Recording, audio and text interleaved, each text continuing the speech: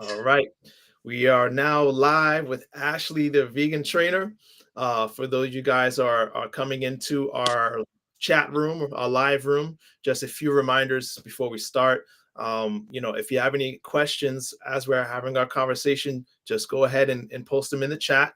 I'll be viewing the chat during our talk as we talk about a very important topic, something that's passionate for me, fitness and nutrition, right? Fitness and nutrition with somebody who specializes in that field.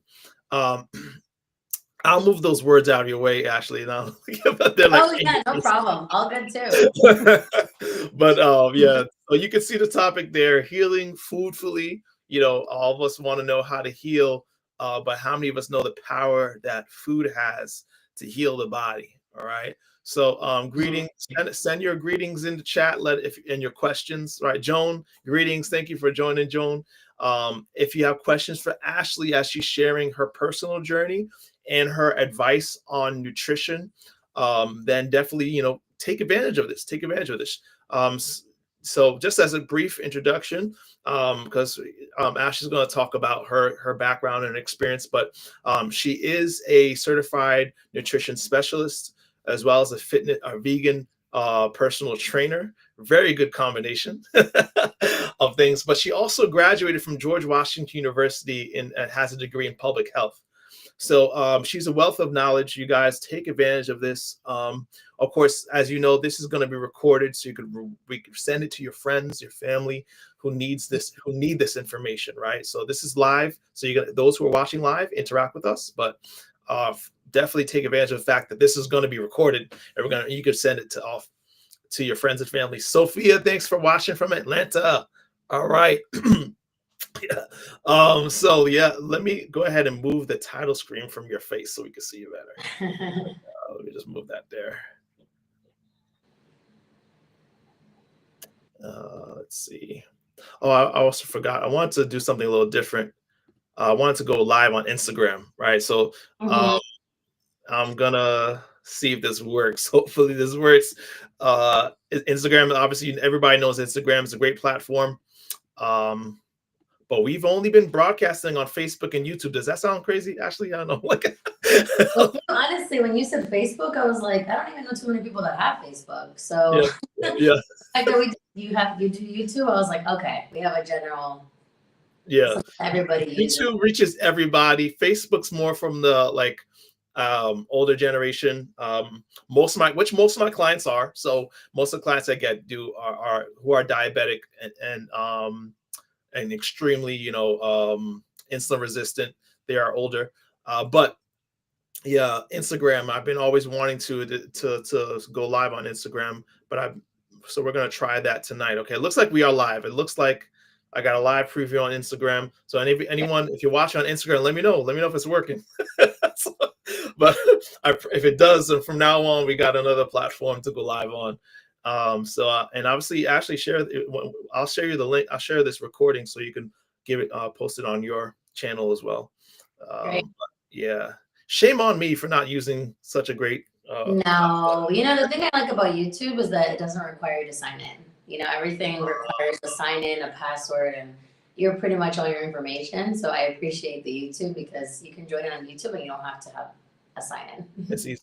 Yeah, for sure, for sure. So let's get started with your own personal journey, man. Like, how did you get involved in health in general? Yeah. That's a great question. Yeah. I would say journey is the right word, right? I think growing up, so I am Mexican, so Mexican Puerto Rican. Nice, I think there right? was always like a consciousness of health in my home.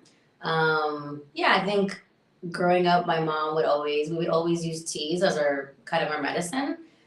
Rarely would we go to the doctor, not because we couldn't afford it. Thank goodness we did have health insurance, but actually because we didn't really get that off, like we didn't get sick often. So when we did have a fever, when we had even, this is very herbal and very like traditional, but like when we had even like pink eye or something like that, there was always a tea that my mom would tell us to use and it would work. If you have trouble sleeping, we have a tea. If you have red eyes, like use this tea. So I think that's like definitely where it all started. And I would say that's where it started. Yeah.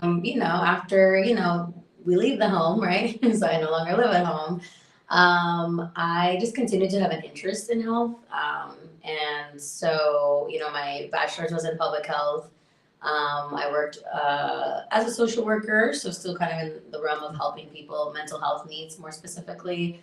And I think that's when the kind of journey started, like in undergrad. You're exposed to a lot of different things. It's a wealth of knowledge. It's a place where you're going because you want to learn. And that's when, in 2015, I guess I'm disclosing about my age. In 2015, I was studying public health. And that's when the World Health Organization, right, a very reputable source, announced that meat and processed meats were categorized as level of carcinogens. And so to me, like, that was like, whoa, okay. I didn't really personally eat red meat too much, but processed meats, that includes chicken, that includes turkey, that includes things that are processed, right? So to me, like, that's when I really started my journey looking into like this whole like plant-based life, right? I had a friend that showed me a documentary, and I am very much a person who takes advice. So if I see something that makes sense, I'm going to take action on it in order to kind of set myself up for a good long-term plan, or like a long-term plan. So yeah, I saw that documentary. Which documentary was it? One of the earlier ones. I don't remember what the name of it was, but pretty much when I saw it, I was like, "Yep, I'm going vegetarian. This is a done deal for me." So pretty much, I did a transition for like maybe 2 or 3 months, and yeah, I went vegetarian, and that time passed. 2 years went by, and then I have, this story also on my blog, so feel free to look back on that. But at the time, I was, I had someone in my life, and they like so were intrigued about this whole vegetarian thing. They were also Mexican, so they were like, oh, they pretty much ate very Mexican, a lot of cheese, a lot of dairy, pretty much all the tacos you can think of. And they were so like fascinated with my lifestyle, and so they actually went vegan, and I was like, oh, this is like you're leveling up. Yeah, they leveled up on you. And so that was an inspiration for me, because I was like, hey, whoa, okay, you leveled up. I kind of need to get on that level. And so, it took, a few more years, but I became plant-based shortly after that, because, awesome. Because the more knowledge that I learned, and like, which we can kind of go into detail in a bit, but that's where it all started. That's something interesting. So meat, a lot of people, when they hear, the studies on meat being carcinogen, or unhealthy, they think of red meats. They don't really equate chicken as a meat. Chicken is poultry. Chicken is not meat. So that's something that's, a lot of people, I guess, fail to understand, right? That, when you're looking at the health risk of meat as a category, unfortunately, that does include chicken, right? Yeah, it's a good thing. Yeah, we brought this up too, because just the other day, I have a client currently, and they want to do major nutrition changes in their life, just a whole lifestyle change. And actually, when we were kind of going through, we kind of agreed that they would be eating plant-based 4 times a week, or 3 times a week, sorry. And the rest of the days they can kind of just eat as they usually are.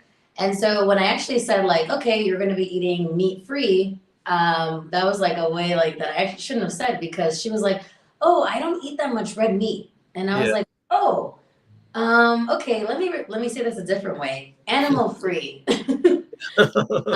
Yeah, I mean, when you look at the list, and this is public information available, when you go to the World Health Organization, and you read other studies as well, like, the list is not just red meat, it's processed meats, right? So this includes the deli ham, right? That's pork, pig. The chickens, right? Like, why the chicken? Because chicken is very popular right now. But the chicken has many, many, many things that are carcinogenic. So like the growth hormones is one of them. Turkey slices, basically anything that doesn't look like it came right from the farm. Vaccines, right? Yeah, and even if it may come from a farm, they still, some of them do put vaccines in them, that causes a slew of other issues, right? It makes us that are eating that resistant to certain vaccines, right? Why do we have to take a flu shot every year? I wonder. Yeah. And antibiotics as well, right? Yeah. Right. We have some good questions here. We should probably pause and answer. First one, and Sophia, I'm gonna get to your question, but Sachet is asking, what are carcinogens? We mentioned that a couple of times. What are they? Would you like to answer that? Okay, yeah, carcinogens. Yeah, I guess the simplest way to define what a carcinogen is any product. This can include a material thing. It can be a material, it can be food that is cancer causing, right? Yeah. That has the ability to increase your risk of getting cancer, right? This isn't something that's like, oh, I eat, this once and I'm going to have cancer. It's more so like it's going to happen over time if you keep exposing yourself to that product or that food. Food, yeah. So very well said. And Sophia, this is a good question. Maybe just kind of in the lines of nutrition.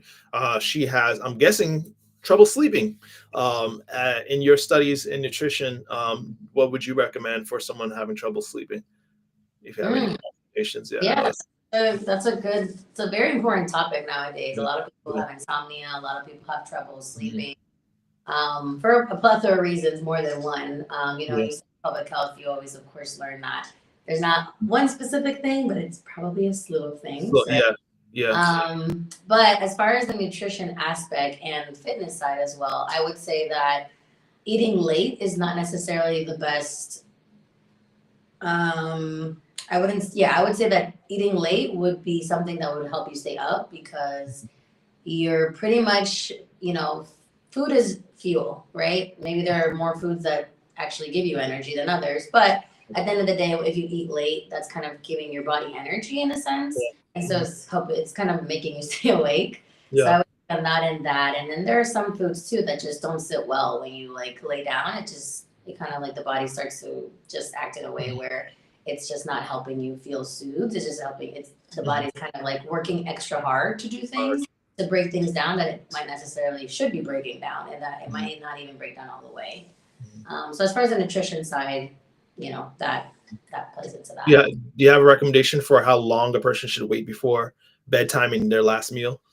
Yeah, there's a few studies out there. I think the general consensus is like give yourself like at least 4 to 5 hours before eating a full meal, right? I'm talking about a full meal before you go to sleep.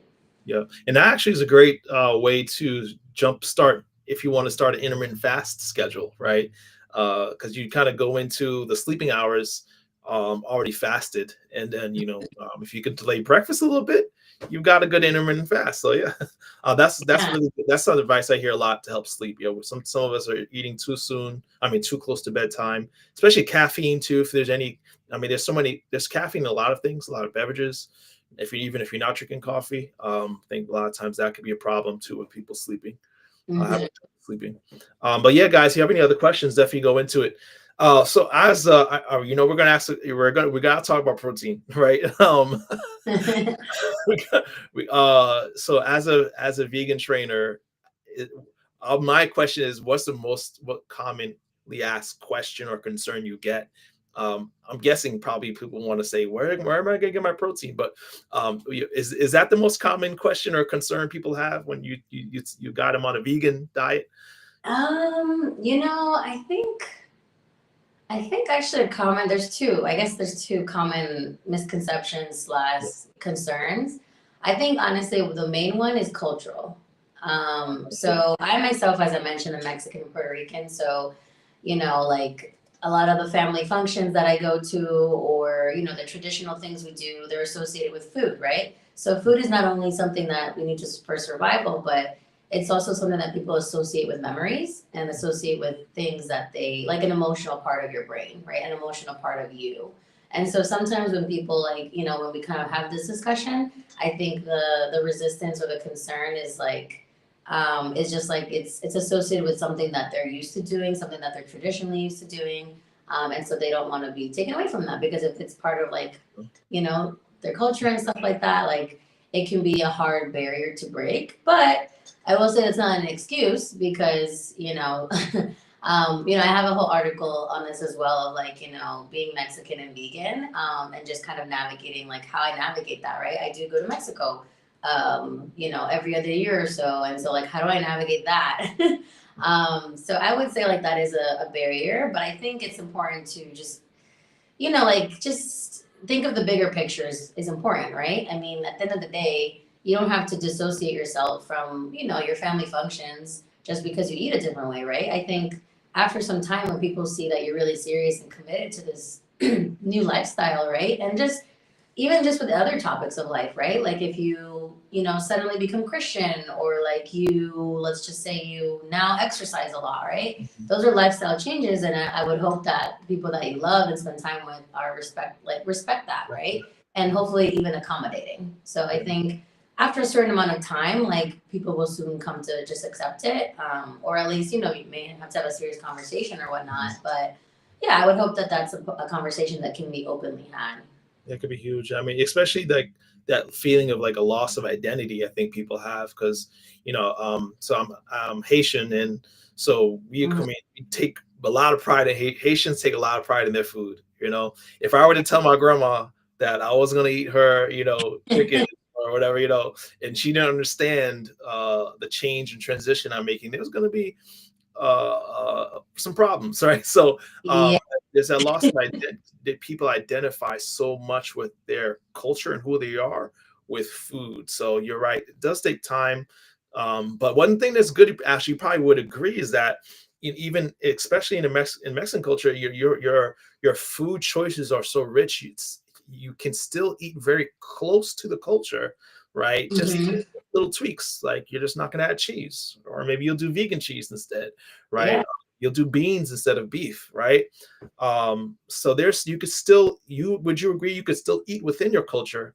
in Yeah, I case, think it yeah, comes with wisdom. It comes with guidance as well. yeah, I think if you're really new in this, it could seem very overwhelming and difficult. So I think guidance is always really helpful for someone who's maybe already done this for a little bit longer and maybe part of the same culture or at least has some kind of like ties to some other country or something. But I think, yeah, there's always an option. Like, if there's always an option, even if there aren't too many, because I will say, for example, I'm sure your culture does this too. Maybe when they make rice, or in this case for us, like when we make rice or we make tamales, they do use like the animal fat in that. So then it's like it becomes a little bit like, okay, like okay, they cook the rice in the meat juice, and so like someone who's 100% plant based, we don't eat that. But yeah, yeah, there are definitely options. Like there's thankfully Mexico does like we do eat a lot of fresh fruit. So that's amazing. We do naturally eat a lot of like we call them licuados, but they're essentially smoothies.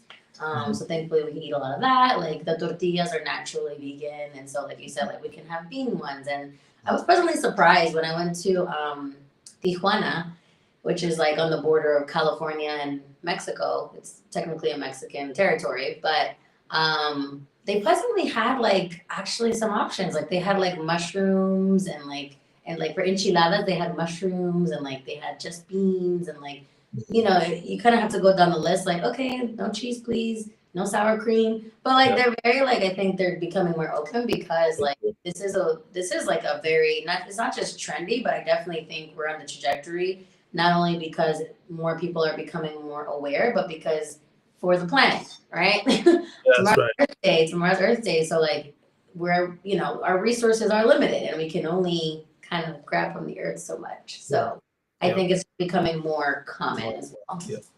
So before we go into the fitness part of things and your approach to fitness and nutrition, what other common concerns or questions do you get when you're working with clients Yeah. On the nutrition side, you said? on anything? Yeah, on anything in general. Yeah.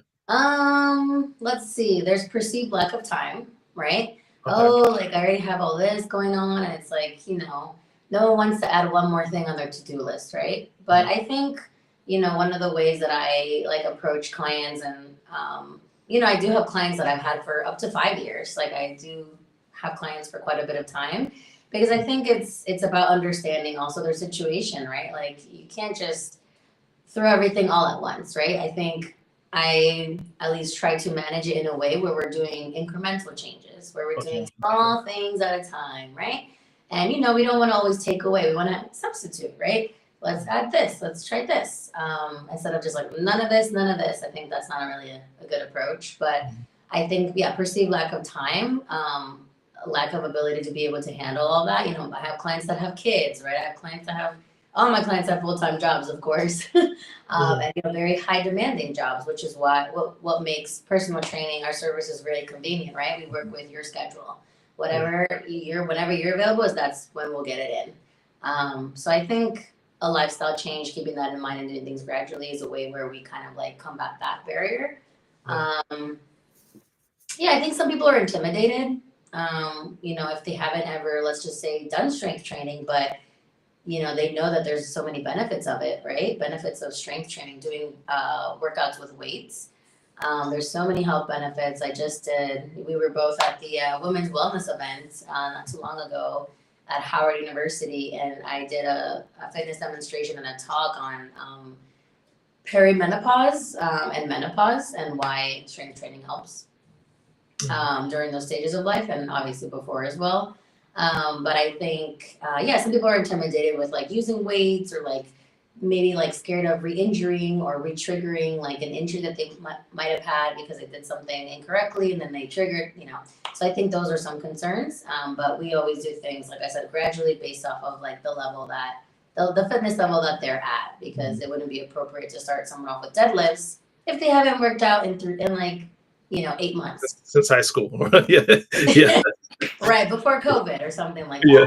that. That's true. And I think that's where it's really beneficial to have that personal touch, a personal trainer, because you can help them see that they do have time, right? To remove that barrier, right? And show that, if you make these little changes to your schedule, or in these incremental changes, you really can fit in exercise and meal planning and things like that.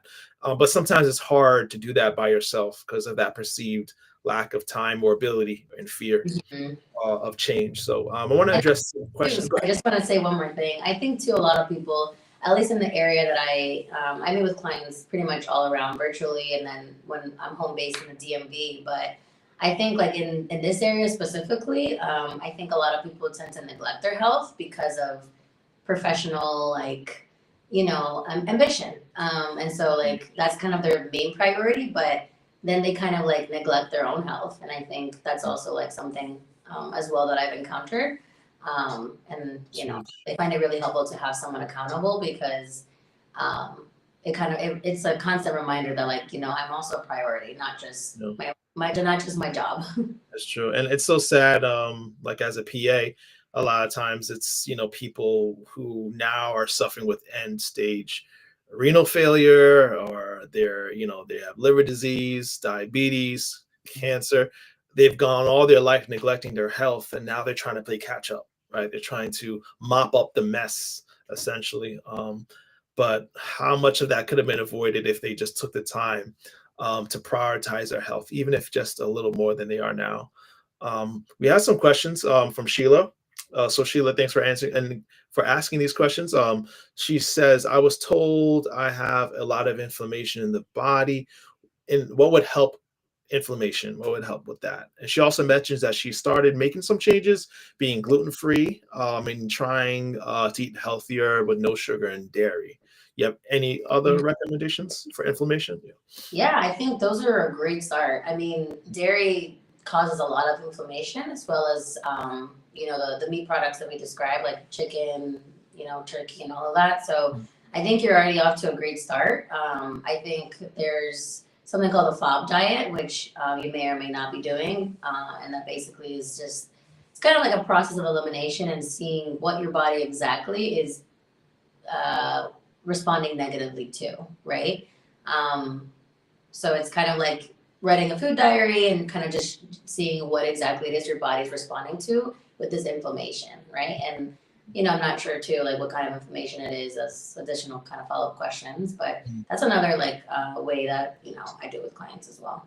Yeah, I'm sure you have a nutritional assessment part Yeah. where people, you go through their health history, and you're right. There's different causes of inflammation, But what's so beautiful is, like, with this approach, the plant-based approach, Sheila, the more plant-based, the more you crowd out the animal foods. What you're doing is you're increasing anti-inflammatory foods. Uh, Yes. Fruits, vegetables, whole grains are all anti-inflammation, and a lot of people don't know that. So definitely continue on that health journey, Sheila, for sure. And we'll have more tops on inflammation in the future. So go ahead and talk about your approach now when you do have a client that comes to you. And you said, so you have people you meet in person and virtual, right? So you can maybe talk about if there's a different approach for either one. Yeah, yeah. So I conduct sessions, whether it be nutrition, whether it be personal training or the coaching that we offer. I conduct them in person and virtually. So, there's different packages that I have depending on what you'd like to focus on, but I treat them all the same, right? So there's not one that's like better than the other as far as virtual versus in person, but I treat them all the same. And there's a lot of tactics that I use as well to be able to make you very engaged. But yeah, I would say that one of the great things that came out of COVID was the use and the enhancement of softwares and like using and doing things virtually and becoming it very normal. So I think that's something like great that has come out of it. And I think the way I've kind of like used that is for clients. Let's just say I do meet with you or a client virtual in person mostly, but you have some trips coming up, right? So one of the ways that I do keep them accountable is I tell them to book me virtually because there's no excuses, right? Okay, it's a trip, but if you can't take one day out of this 2-week trip that you have, then I don't think you're being serious about your goal. So this is something that I've had clients time and time again where they may have been maybe reluctant to doing virtual. They completely not do virtual when they go on their trips, and it's a great way to keep them consistent and accountable to themselves. And yeah, it removes a big excuse for sure. And I know for me, and I guess for everybody, what happens when you go on vacation, when you come back, like it's so hard to restart those good habits, right? But if you can, keep up with your health goals while on vacation, it's so much easier to continue when it's over. Exactly. Yeah, because then sometimes some people, might feel like, oh, I have to play catch up with my other things in life, and then what gets put to the bottom? Yeah. Right. Yeah. Sometimes yourself get put to the bottom, and then it's like, okay. And then that's when the whole, then you take a 3-month gap, and then you kind of are back to square one. So. Absolutely. Do you want to take people to your website? And you were you talking about some event you had coming up, or? Oh yeah, there's a few things we have going on the website. Let's feel free to pull that up. I know it's a little hard to see. That's Ashley there holding her little medicine ball. All right. Let me go to the front page. Yeah, so my website, of course, is the name that you see or you saw earlier, but I think it's on here right now as well. Healing Foodfully, just healingfoodfully.com. As you see on there, so yeah, we have a few things going on at the moment. So this is where we can find all the resources that I have available, the blogs that I was talking about, the services that I was talking about, the personal training, the coaching, the nutrition. But yeah, we just extended our Easter sale that we have into a Earth Day sale. So we have an Earth Day sale, 15% off on pretty much all of the services that we offer. So take advantage of that. Something else we have coming up, we have a free, keyword free, 7-day cleanse. So it's a 7-day cleanse that we're going to be offering just for a limited time. It's not going to be up there forever, but we're going to launch it this week. So if you'd like to get more information on it, or you want to subscribe, you want to just get more information about some of the things that we have going on, like this 7-day cleanse challenge. I encourage you to go to the, I don't know if you want to go back, but on the homepage, on the homepage on the top, the subscribe, right? You just type in your email and then hit submit to subscribe. So we have that coming up. We're really excited. You just put your email here, right? And then I guess you send the information to the email. Yep. Gotcha. Cool. Very easy. I'll add you to you want to exclusives kind of things that we have going on, because we don't announce everything to the public, but those who subscribe means, you're invested in your health. And so we send you whatever we have going on. Love it. Love it. And you can learn more about the services here on the website, beautifully put together, and her approach to nutrition and wellness. So I don't know if we have questions from any other questions. I know we had some good questions tonight. Sophia says free. Yes, we all like free. Yeah,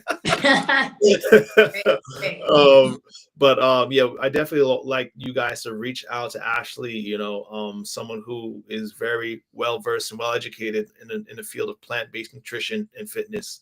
And Versatile Fitness says can't stay to watch, just wanted to say hi. Oh, that's nice. All right. Nice. Thank you so much. But yeah, I mean, this is something I think people need to put together, not just, I know one thing a lot of people do is they just work out, they go to the gym, and this, I don't know if you've seen this, but they year after year, people go into the gym and they're not really getting results, right? You can't outrun a bad diet. You really can't. So yeah, there's a joke that's like, it's 70% food and 30% what you're doing at the gym. Yeah, that's probably pretty accurate. Correctly at the gym. Yeah, that's probably very accurate too. So having somebody who can help you not just with your fitness goals, right, and how to exercise, the importance of resistance training. I saw on your website too, you mentioned HIIT. You do high. Yeah, specialties, balance training. That's important in general, especially if you had an injury or if you're a little older. You'd be surprised like how much you're balanced. You're like, oh, I didn't know that, or if you roll your ankle often, women with heels, like that kind of thing. Yeah, balance training, HIIT, core. Yeah, so you specialize in balance, high intensity interval training, and resistance training. I said that right, yeah. So those are really good approaches to fitness. Audrey asked a great question here. I mean, I think I mentioned it earlier about protein. I know people always want to know, well, I'm not going to get sufficient protein being vegan. Is that true in your studies in nutrition? Yeah. So good question. That's very common question, but hopefully I think we're slowly getting rid of the misconception. So I'll give you kind of a quick nutrition 101 on macros. Okay, so macronutrients. So macronutrients are just a fancy way of saying like the essentials that your body needs, which is protein, lipids, healthy fats, water, and I'm missing one. We'll say those three for now. But let's talk about the protein. Fiber, maybe? I don't know. No, fiber is like is important. Yes. Yeah.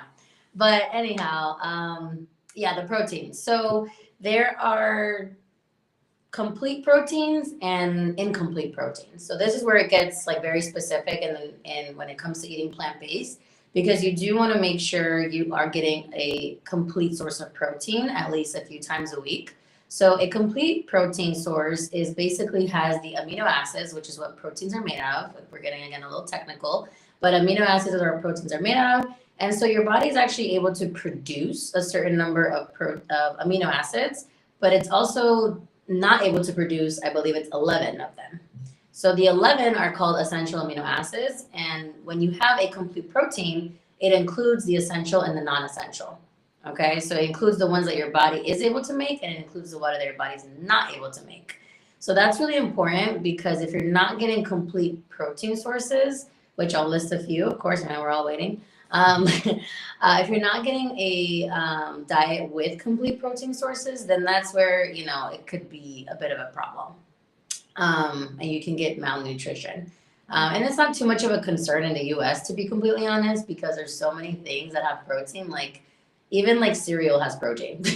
So it's not too much of a concern. But yes, what are some complete or great sources of protein, right? And I'll just talk about the complete protein sources, right? So, and I go very thorough with this when I do nutrition assessments with clients. But I have a blog as well. It's called Muscle Building, How to Build Muscle Being Vegan. And I actually list all of them on there. So I'm going to tell you the ones that are on there.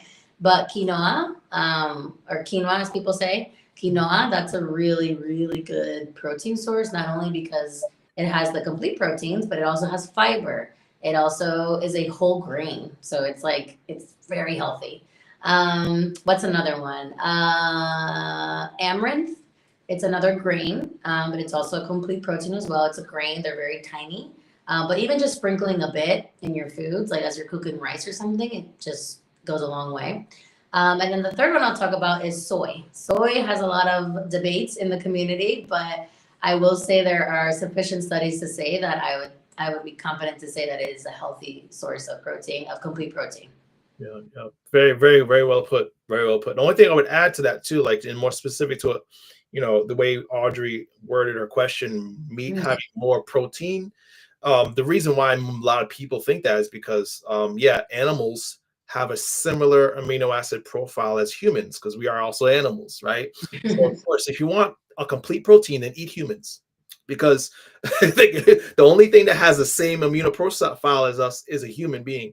So everything though that we eat as far as fruits, vegetables, whole grains, they have some measure of protein or amino acids. When you're eating a healthy diet or any of a diet with any kind of variety in it, actually you're going to have all the amino acids you need for your muscle growth and development. I guess one thing is kind of funny to think about too, actually. You ever thought about this, like where did if you're talking about the essential amino acids that we don't make, animals don't make them either. Animals get them from the plants. So So let me just add this. When I first became vegan, like I remember I love the memes that said some of the strongest animals are vegan. Rhino, bison. Should I go on? But yeah, go on. So get it, skip the middleman and get it from the source. So Audrey, to answer your question directly, no, no, no, it's not. It's just a common misconception.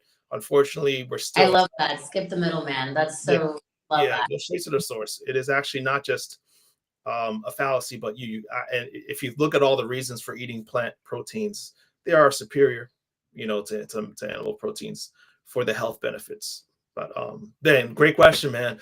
So yeah, do you have any other, I guess, advice for anybody that maybe is starting on the fitness journey or Mm, nutrition journey, or yeah. both?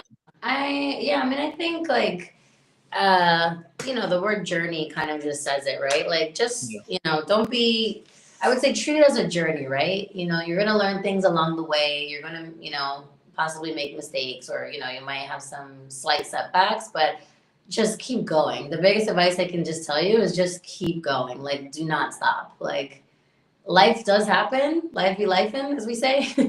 Life, But yeah. like you just gotta keep going, like keep moving forward, like um because eventually things will kind of bounce back, right? Whatever life thing you might be going through, like Mhm. it will continue. And even if like it doesn't get better right away, like life still goes on. You still have to eat. You still have to use your body, right? Like, and so like, do you want to drag that with you as you're kind of going through that? So I would say like the biggest tip I can give is like consistency is just like number one. Like, I have a client that I just met with before the meeting, doing the live today. Like, and she said like one of the things that she said was like, Ashley, I'm like just so happy. Like this is the first time that I've been working with her for a year and a half, I believe.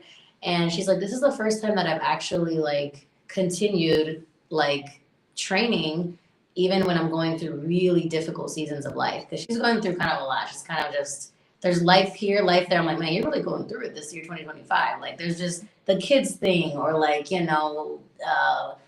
something in the house happen where it's like, oh, like something has to get fixed or something like that. Big life things that like can be very stressful, but she still continued and she's like really happy about that because, she's actually a client that she was pre-diabetic and like the levels were high almost to the point of being diabetic. And like because of fitness and the nutrition changes she's been making, like we are not in that level anymore, which is so great. She lost the weight, she lost the body fat percentage we wanted. So now, because there's a lot of life events, it's been hard. There's stress eating is very real, but because she's at least continued, we're not at that pre-diabetic stage anymore. Yeah. So I love it, man. consistency is the best thing I can tell you to just continue, even if it's not the same amount of time, Yeah. like just keep going. Wise words, wise words. Don't quit on yourself, guys. And I'm just going to share this QR code here. And Jason, and let me see. Actually, no, it's here. If anyone has a ability to scan codes, that's going to take you to Ashley's website as well. Or take a screenshot. Or take a screenshot and you have it forever, so you could be able to get to her website.